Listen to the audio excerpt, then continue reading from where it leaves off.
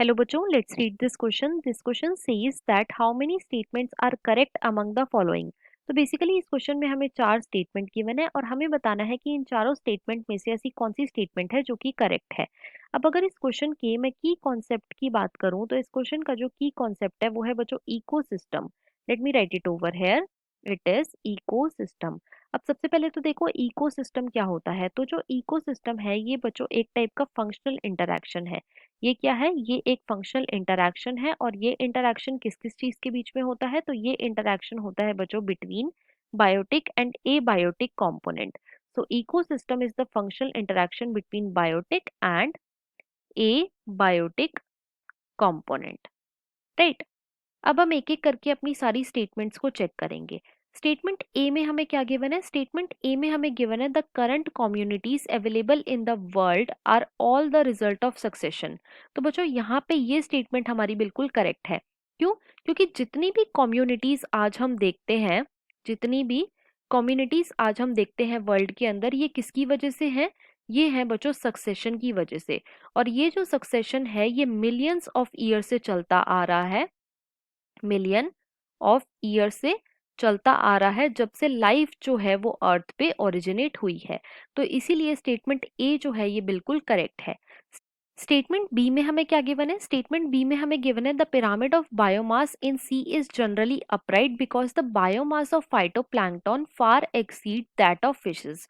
तो बच्चों ये स्टेटमेंट हमारी इनकरेक्ट है। क्यों? क्योंकि जो पिरामिड ऑफ बायोमास होता है सी के अंदर वो कैसा होता है? वो होता है बच्चों जनरली इन्वर्टेड। और ये इन्वर्टेड क्यों होता है? क्योंकि जो बायोमास होता है किसका? फिशेस का। बायोमास ऑफ फिशेस जो होता है that far exceed then biomass of phytoplanktons, then biomass of phytoplankton, phytoplankton, right. इसीलिए ये स्टेटमेंट हमारी इनकरेक्ट हो गई। स्टेटमेंट सी में हमें गिवन है atmospheric input of phosphorus through rainfall are much greater than carbon inputs. तो बच्चों ये स्टेटमेंट भी हमारी इनकरेक्ट है। क्यों? क्योंकि जो फॉस्फोरस होता है बच्चों उसके एटमॉस्फेयर में आने की टेंडेंसी थ्रू रेनफॉल कैसी होती है? वो काफी ज्यादा कम होती है, मतलब कि वो काफी ज्यादा स्मॉलर होती है देन कार्बन इनपुट। लेकिन क्वेश्चन में हमें क्या गिवन है? ग्रेटर। तो यहाँ पे ये स्टेटमेंट भी हमारी इनकरेक्ट हो जाएगी। स्टेटमेंट डी में हमें क्या गिवन है? स्टेटमेंट डी में हमें गिवन है Robert Costanza and his colleagues have put an average price tag of $33 trillion year on nature life support services. तो बच्चों ये स्टेटमेंट हमारी बिल्कुल करेक्ट है। जो रॉबर्ट कॉन्स्टेंजा और उनके कलीग थे उन्होंने क्या करा था? उन्होंने एक एवरेज प्राइस टैग लगाया था। और ये किसके ऊपर लगाया था? इन्होंने नेचर लाइफ की जो सपोर्ट सर्विसेज हैं, नेचर लाइफ की जो सपोर्ट सर्विसेज हैं, इनके ऊपर एक प्राइस टैग लगाया था। और ये जो एवरेज प्राइस टैग लगाया था एक साल का वो कितना था? वो था बच्चों $33 ट्रिलियन।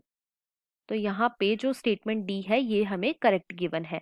तो यहाँ पे क्वेश्चन में स्टेटमेंट ए और डी जो है ये बिल्कुल करेक्ट है और क्वेश्चन में हमसे यही पूछा गया था। तो इसके अकॉर्डिंग जो हमारा मोस्ट अप्रोप्रिएट ऑप्शन होएगा वो है option number 2, that is 2 statements are correct. So the final answer of this question is option number 2। I hope you understood it well. Best of luck.